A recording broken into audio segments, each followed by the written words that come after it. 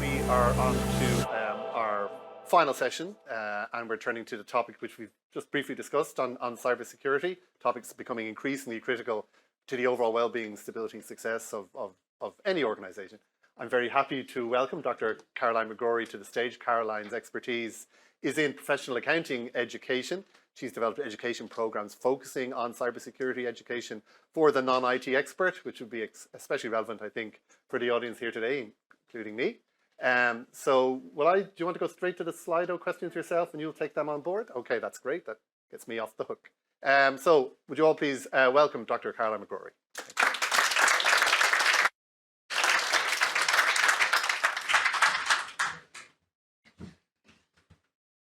Great. So firstly, I'd like to say thank you to IAASA for inviting me here today. I've thoroughly enjoyed the session so far, and it was really great to see cyber coming up as a discussion point in the last session.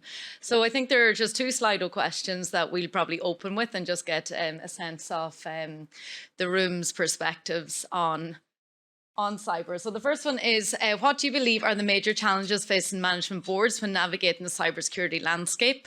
And the second one is, do you believe you have received the appropriate cybersecurity training to allow you to appropriately understand and navigate a cyber attack? So I'll just give you a few minutes to answer them. Oh, here we go.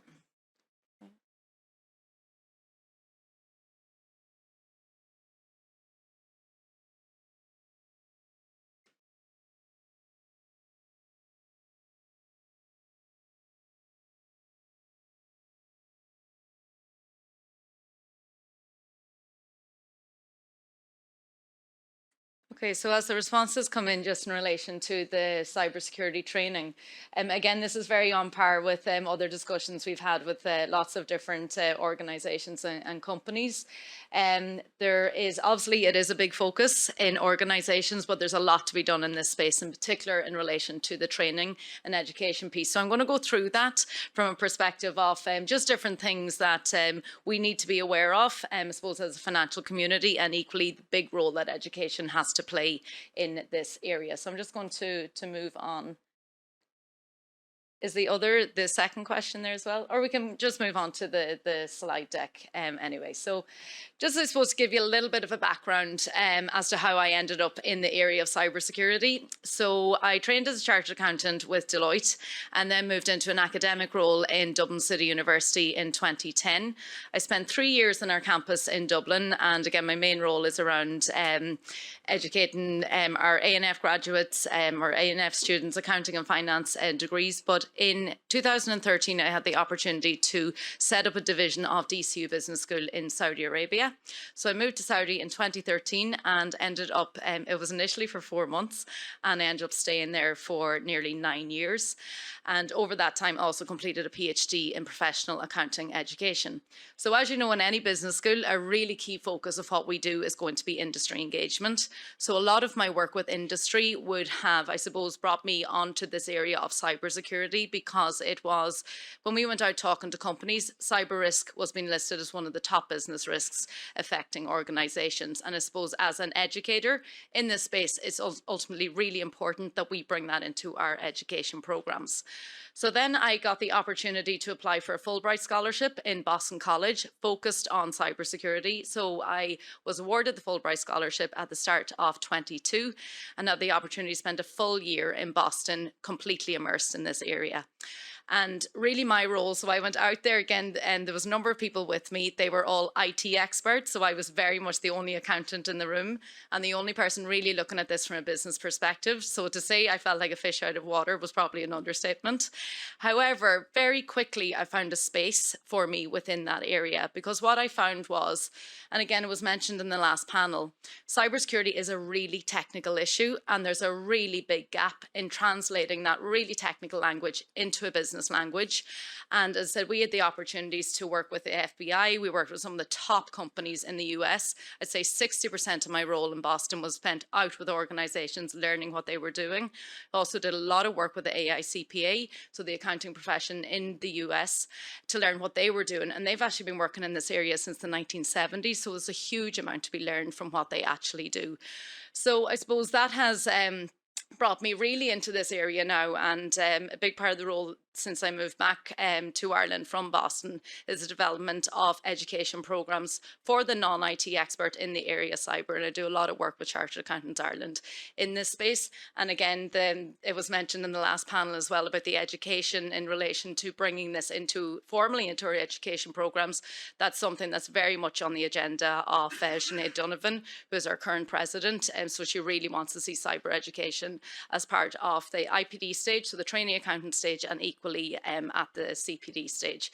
We actually had an executive program run by Boston College earlier this year, whereby some of the experts from Boston came over and delivered cybersecurity training for the board and executive leaders in this space. So just to start, I suppose, with some of the key trends in this area, because I think it is really, really important that we're aware, again, like, because as cyber there is this perception out there that is very much an IT issue, but if I'm just going to go through these stats, because I think it really brings to light the financial impact of cyber attacks as well. So in the last year, this is a report by PwC, so 20% of large organizations and 63% of small to medium businesses were the subject of cybersecurity attacks in the last 12 months. Again, even looking at those statistics, you can nearly see the level of exposure of the SME sector, which I'll talk to you a little bit more about as we go on. Again, you've probably heard the statistics so many times. 90% plus of cybersecurity attacks are actually caused by human error. And that again comes back to this whole piece for around training. It is so incredibly important for organizations. 70% of organizations do not have an incident response plan that is applied consistently. Again, it was mentioned in the previous panel, whereby at a board level, we need to know if we're hit with a cyber attack, how you actually deal with it. And I'm going to talk to you about some of the things that a lot of organizations get wrong, which are actually really easy to correct and can actually save an organization if they are hit with the cyber attack. When we bring this back to the numbers, if we look at the general cost savings on this, so 2.5 million is the average cost saving if you have an incident response plan that is actually applied consistently. If we look then at the cost of a cyber security attack, so we can see that the average cost of a cyber attack for large organizations is in and around 4 million. For smaller organizations, it's in and around 650 to 1 million. For some smaller organizations, that will completely wipe them out. They wouldn't be able to recover from that. Then if we look at organizations who have been hit with a cyber attack, there's a huge cost involved. And for so many, 60% say that they have to pass that cost on to their customers. There's equally potential reputational damage. So it's something that really, really needs to be looked at. And there's lots. The great news is there is actually lots that can be done in this space to protect organizations. So what I'm going to talk to you about today, and these are the main areas that I focus on when I look at cyber security risk management. So the first of all is board composition and expertise. Secondly is looking at the education strategy that needs to be implemented across the organization. Cybersecurity risk quantification is something that is getting a lot of attention recently, and it's something that we need to be very aware of. And then cybersecurity risk reporting. So looking at board composition and expertise, again, there's absolutely no doubt. There's so many different competing demands at a board level. However, cybersecurity is no doubt has been one of those issues that is being discussed a lot more at board level now. And we also can see that a lot of the changes are being driven by the investor community. And I'm going to talk a little bit about the SEC regulations that have come in the US, and they were first announced in March of 22. They've just been implemented now for public companies as of last month, so September 23. But that was completely driven by the investor community, wanted to know more about basically the cyber strategy that's in place in organizations and how well protected organizations are. As a result of this increased conversation at board level, there's absolutely much more, and again, just from our research on this, there's much more representation on the board of CISOs, so the Chief Information Security Officer or the Chief Information Officer. However, that's not possible for every organization because they may not have a CISO in the organization, especially for smaller companies. And that is where the CFO plays a really, really important role, because a lot of the time you will have in organizations, say your head of compliance compliance or your head of IT will report into the CFO. The CFO is sitting on the board, and they can actually communicate the policies or the information back. So again, coming back to that point, as an accounting profession, we have a really, really important role to play here. Looking at cybersecurity education, it needs to be enterprise-wide, there's absolutely no doubt, but there also needs to be specialised training for certain teams. I say we're all subject to the monthly cybersecurity training. It comes in an email, you do the email training, and then you not that you forget about it, but you move on and then you do it in the next month. There's absolutely a place for that. That is incredibly important. I know the way we do it in DCU, if you don't do it or if you miss one of the training sessions and it goes over 1 month, you'll be completely locked out of your email system. But it's not just being locked out, it's actually a lot of hassle to get it set back up again. So people obviously want to try and avoid that. So there's no doubt that there is a place for that, but there actually needs to be much more specialized training. If you think of finance teams, they're obviously going to be much more at risk. So they do need specialized training. Again, as somebody who does a lot of this work now, I am such an advocate of simulated training. I think it's one of the best ways to learn about any concept, but in particular with cyber training. And I've had the opportunity to work with a number of different companies going into organizations and actually see how they roll that out in practice. So one particular organization that we've had the opportunity to work with, they actually will go into your organization, and basically the training's around incident response. And what they will do is they will go in and they'll basically bring some of the key members of the board into the room, and obviously the IT department as well, and they'll basically shut them out of all of the systems. They obviously will do it in an ethical way where there's no damage to the systems, and basically tell them to, okay, where do we go from now? They say in so many cases, people are just sitting there and they don't know what to do, and there's complete panic. Again, one of the things that keeps coming up over and over again, and again, it was mentioned in the last session, which is great, is the incident response plan. Having that plan or strategy, it is absolutely no point having that sitting on a database. For many of you, if your systems end up encrypted, many can't even get access to it because it's on an encrypted system. That incident response plan will have some really key information, like the key people that you have to contact in the case of a response, in the case of if you're hit with a cyber attack. For example, do you know and it comes down to basic things like, do you know the phone numbers of your legal counsel? Do you know the phone numbers of your third parties that you're going to call in? Do you have the phone number of the CFO? Because again, if you're going to pay a ransomware, and again, a lot of companies do pay because they just want to get up and running. Obviously, the guidance is not to pay because you don't know who you're actually funding. If you're going to do that, can you get access to Bitcoin? But if you have all that information on an incident response plan that is on an encrypted system and you don't really know what's in that plan, you're completely at sea. So this is where the simulated training is absolutely critical, because you actually get to play that out. And as I said, it's a really, really good way to prepare the organization for a cyber attack. In many ways, it is described the same way as a fire drill. I know, again, in my own workplace, we know exactly what to do in the case once a fire drill is done in the university. We know exactly where to go. We know who is responsible. It needs to be exactly the same type of training for cybersecurity, because the risk of exposure is huge if you don't have that training in place. Another point is in relation to the training. And so equally, you need to have the training and proper systems around backups. So again, a lot of people will say it's okay even if we got encrypted or if our data is stolen, we have it all backed up. Again, there needs to be really, really stringent policies around backups, because a lot of cyber attackers now are actually going after backups as well. So there's this rule of thumb that's out there. And again, the attacking of backups is something that's become really popular in the last few months. So it's this 3-2-1 rule. So it's having 3 copies of it in 2 different types of media, and one in an off-site location, so that you can, if you can actually, or if you are the subject of a cyber attack, that there's much more of a chance of you being able to recover your data. Another thing that's really important here, and it has to be part of the education strategy, is your key relationships with people like your the local Gardaí and equally your third-party consultants. The Gardaí, there's a cyber unit in most local stations. If it's not in your local station, they'll be able to refer you to who to go to. Again, a really, really important contact to have. And I remember being at a cybersecurity session a couple of months ago, and one of the consultants that was talking, he was like, if you do nothing else after the session, make sure that you know who that person is, get their phone number, even give them a phone call and just say who you are, what your business is, and that you're just making contact with them just in the case if you're ever subject to a cyber attack. The reason for that is they are one of the people that you will go to that can help you navigate it.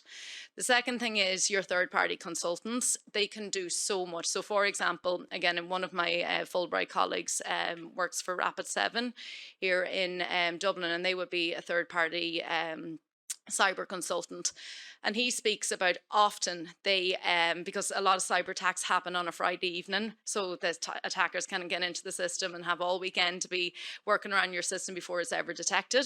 In some instances they can be in there for a lot longer, but you do see a lot of cyber attacks happen at that time.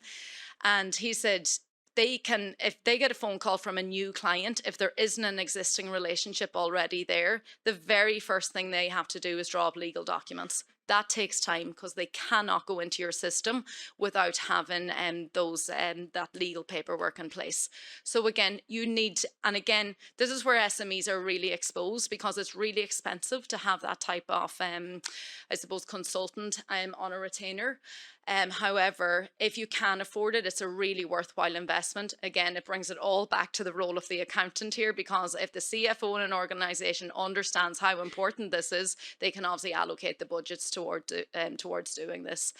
So again, having that relationship in place is incredibly important. And again, it needs to be linked into that education strategy. Cyber risk quantification is a really, really important for I suppose, again, driven by the investor community, but equally, it's really important for organizations to be aware of this. Cyber risk assessment scores is something that's become really popular. Again, over the last number of years, there's lots of different organizations doing this. So again, if you're going to invest in this, it's about, doing your own due diligence to make sure that they're actually providing you with the information that you need. Where it becomes really useful is when it's linked into cyber risk reporting, because when you have a cyber assessment score, it allows you obviously track, and especially if you're doing comparatives, if you start to track that year on year and an investor can see that this is actually improving year on year, that's obviously really good to be able to report on that. Equally, from a risk quantification perspective, being able to identify all of your key assets and equally looking at the cost of rebuilding those. So again, if you are hit with a cyber attack, it's about knowing if you have a really complex IT system, well, what is the potential cost of having to rebuild that? Equally, if you're disposing of IT assets, which many organizations have to do at the end of their useful life, is how do you actually correctly do that? And then obviously, if you're hit with a cyber attack, the potential implications on your intangible assets, such as your brand as well, all needs to be taken into account. Cyber insurance, and it's another really big area. It's really, I have to say, it's become more and more complex over the last number of years because of the scale and sophistication of cyber attacks. So many organizations can't afford them because of the increasing cost of premiums. However, again, the guidance would be, if you can afford to have cyber insurance, have it in place. Again, I've heard a number of people talking, one of them being Jackie Fox, who is obviously one of the leading experts in cybersecurity in the country. And I'll always remember this example of her speaking about one of her clients. And again, the cyber attackers went into the system, were able to look at the policy documents that were in place, able to see the amount that it was covered for, and then hit them for a ransomware attack off that amount because they knew it'd be covered by the the cyber insurance that was in place. So again, their ability to manipulate your systems to get the information that they want to extract money from your organization or from insurance companies, it's phenomenal what they can do. But obviously, as a result of that, and because of the increasing amount of cyber attacks, there is obviously the price of premiums have gone up, and there are so much more rules now around if you want to take out cyber insurance in terms of what you have to comply with. Education, again, is a big piece here, because if you are seen to, so say you have all the different terms and conditions, and education is one of those, and you are not compliant with it, again, your cyber insurance policy can be null and void. So this is coming back to the importance of having a really robust cybersecurity strategy in place. Again, your policy for instant response, that has to be discussed long before you're ever subject to a cyber attack. The reason being, again, one of the most common is ransomware attacks, whereby your entire systems are encrypted, and then you're asked to pay a certain amount of money. If the discussion has been had at the board level, and again, the decision is made in general terms that you will pay the ransom, again, the guidance is that you don't pay it. If you're going to do that, you need to be able to get access to Bitcoin, because that's usually the form of payment that is asked for. So again, you don't want to be making those decisions when you're in the midst of a cyber attack and you're trying to deal with so many different things. It's obviously so much more worthwhile, and if those decisions have been made in advance. And equally, if you're deciding not to pay the ransomware attack, that you stand very, I suppose, tall on that decision in the case of it, because again, it's so chaotic when a company is in the midst of a cyber attack that you really need somebody to and a team of people to be able to stand up and say, oh no, this is what we decided, regardless of the outcomes of this. These are the decisions that have been made when we spoke about this previously. So it's really important. Equally, potential lawsuits. If we look at the case of the HSC, again, they're averaging the cost of that at the minute is in around 650 million. There are, I think the most recent numbers on it is there's around 200 lawsuits that are now being taken against the HSC for people's data that was accessed. So again, if you look at that in the context of any company, again, if you're subject to a cyber attack, you could have potential lawsuits down the road, especially where customers' private data has been released onto the dark web. So it's equally having the provisions in place to actually deal with that. And of course, we have a really important role there as well. So cybersecurity risk reporting, there's a lot of talk about C, so cybersecurity being the fourth pillar of ESG, given the importance of it. It currently will be sitting under the governance pillar. And again, as we know from previous discussions, the environment and the climate has obviously got so much attention with all of the different regulations and CSRD, and absolutely that's so important. But cybersecurity is actually a facilitator to making sure that all of the different components are, and in particular the environmental components, are achieved as well. But it equally stands in its own right as something that's incredibly important. One of the things that is, and we've seen it a lot, because actually at the minute I'm on the judge of the Published Accounts Awards, and I'm currently in the middle of reviewing about 40 annual reports. And of course, I'm now focusing in on the cyber reporting and how companies do that. So I'm just going to show you a few examples here. So this is the Ryanair's their section on cybersecurity reporting.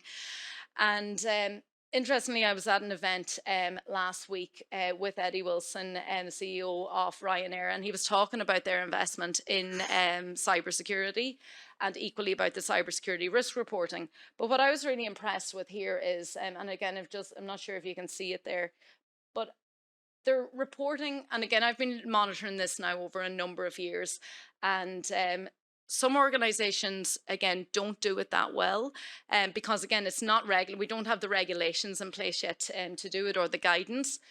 So in many ways, they're just, reporting what they feel is useful. However, what I was impressed about here is, again, the reporting has gone into much more detail than any organisation that I've seen to date doing it.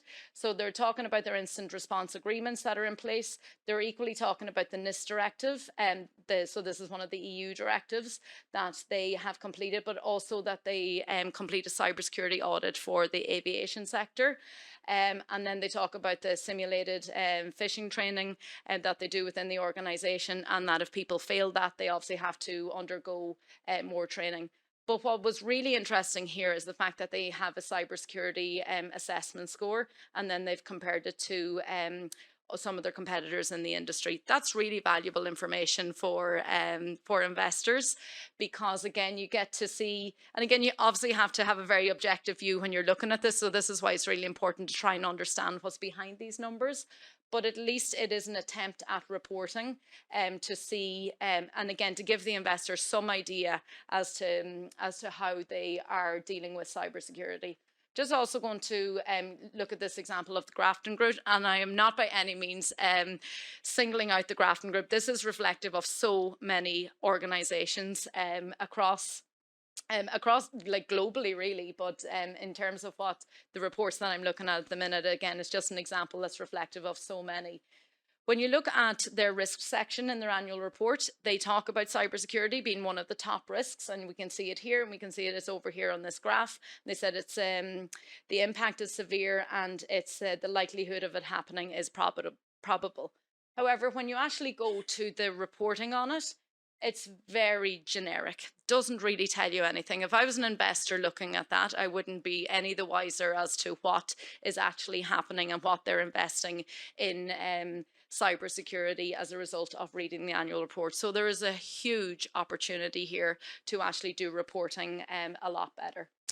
Just to go back to these other points, I mentioned that we did a lot of work with the AICPA when we were in the US.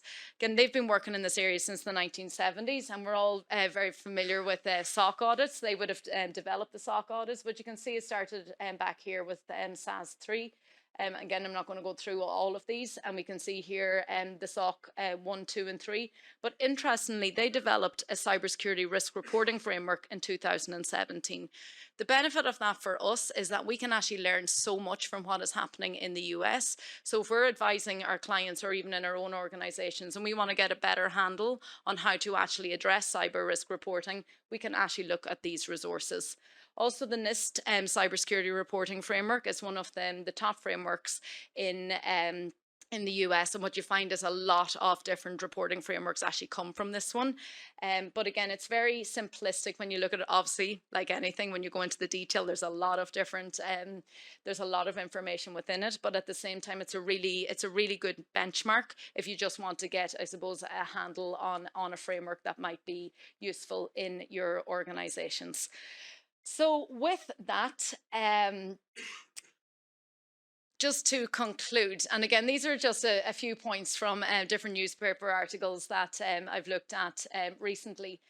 There is absolutely no doubt that cybersecurity, the scale of it is breathtaking. And said after getting into this area and being completely immersed in it for 2 years, it is actually frightening what is going on in this space and the level of exposure of organizations. It's no doubt a leadership priority now for organizations.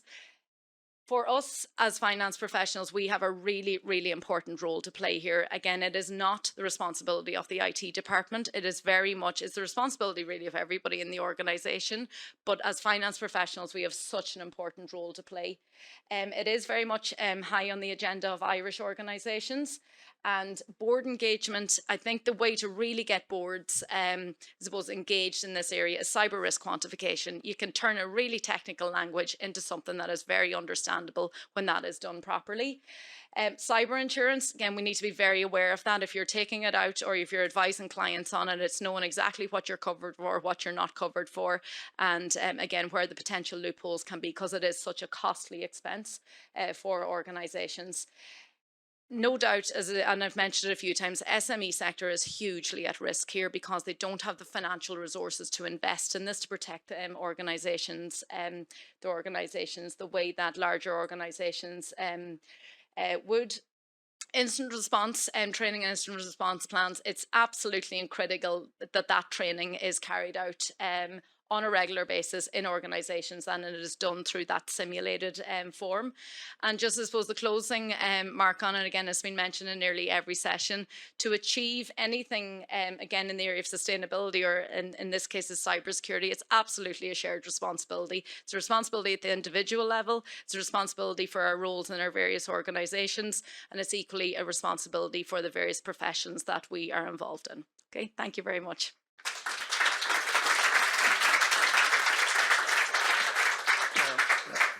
That's great. I'm going to open it to the floor perhaps straight away. Any questions either, I have a few here, but any questions from the floor or any questions on Slido from any of our virtual attendees? Actually, just you mentioned the €4 million figure there and a sort of 650,000 to €1 million. Is that a combination of sort of ransomware, but also, I suppose, the IT costs and all the other costs that come along when an incident happens? Yeah, absolutely. And there, in the case, again, just going back to the example of the HSE attack, again, that started off at a cost of 1 million was potentially the figure around it. And over the time when they actually realized the scale, and again, because the entire IT systems had to be rebuilt, and then you're looking at the potential lawsuits that are coming down the line, that number is now has now risen quite significantly. So yeah, it's a combination of all of the different costs that's involved. Okay. Yeah. And just another point you're making about board composition Mm-hmm. and who should be on a board. Mm-hmm. Are you seeing in Ireland increasingly, first of all, the role of an information security officer and a chief information officer, and are you seeing those people getting at board level? Absolutely. So, and again, where the challenges, and we look at organizations again, all sizes of organizations, where there is a CISO in an organization, again, there's definitely a much more willingness to have representation at the board. But again, it is very company specific. Where we would see it in the smaller organizations, the CFO is standing in that position because they're obviously the IT department, the head of IT, head of compliance is feeding through to them, and then the CFO is bringing the information forward. But there definitely is much more of a willingness to make sure that somebody with the proper expertise is actually at board level. And that is part of the, I suppose, the regulations that have come down the road with the SEC. So they are now requiring public companies to have people with the appropriate expertise at board level. And again, that's a really hard thing to do, because it can be very hard to, have somebody that ticks the boxes in all of these different areas, but it is one of the requirements. Absolutely. Just on intrigued by your being locked out of DCU example. Yes. Is that an unusually high level, aggressive sort of system that you've seen in place, or are you seeing that increasingly? Have you seen examples of that sort of level of, if you haven't clicked the phishing box or you haven't done this, that you're literally being locked out of systems? Yeah, so, and again, in case of our organisation, they give you opportunities to do it, but if you don't, after 1 month they do. I have to say, I would absolutely stand by it, simply because we all know the number of emails that come into your inbox on a daily basis. It's so easy to overlook, and especially with cybersecurity awareness training, you're like, okay, yeah, I'll get to that, and then you forget. But it's genuinely really important. Again, I don't think it's enough. I think it's really good. I think it's there. It keeps it front and center of people's minds to have to do it every month. I absolutely don't think it's enough for organizations just to have that type of training. As I said, when I see what is actually possible, when I see what certain companies can do when it comes to instant response training, I would say it's absolutely a must for companies if they can afford to do it, and if not, to set aside part of the budget to do that training, because really and truly, that type of training is where you really get people on board, and you get them to understand the potential impact, because the potential impact is so huge for organizations. If you even think of, again, if you're hit with a ransomware attack and your data ends up out in the dark web, you're never guaranteed to get that back. It is out there. And again, even in the case of the HSC, and as I mentioned, we did a lot of work with the FBI when we were in Boston College, and they were doing a number of different investigations of the group that attacked the HSC, which is the Conti group. And there was patient data actually coming up in some of their investigations from the US. So that just shows you, like, even though in the case of the HSC, they got back the encryption codes, they got back the data, and they got the systems up and running again, there's some of that data still out there, and that is the same for any organization. So if you can prevent that ever getting to that point, it's an absolutely worthwhile investment. And I suppose that is the point, coming back to the education side of this. That's the type of thing that can really help. And as I said, again, that one of the very first points that I made was 90% of cyber attacks are caused by human error. Again, if we can address just even part of that, and as I said, it is true training in organizations, and that's where we can really make a difference. So that investment is really worthwhile. Okay. Listen, I'm very much conscious of time and want to make sure we get everybody out of here at 12 o'clock. So hopefully you'll all join me in thanking Caroline. Thank you.